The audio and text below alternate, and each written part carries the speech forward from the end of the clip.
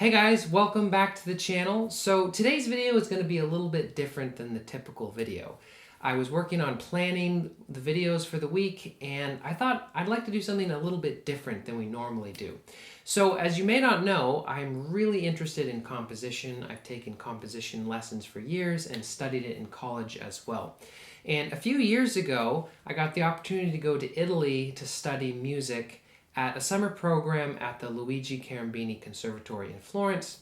And I composed a piano trio and I got to perform it there. And it was a really cool experience. And so I thought I would share that performance video with you guys. The video quality isn't the greatest. I was not in charge of recording it. They had someone else that was doing it. So there's that. But I'd really love to hear what you guys think. So make sure and put some comments down below. Also, if you have any requests for future videos, let me know in the comments below as well.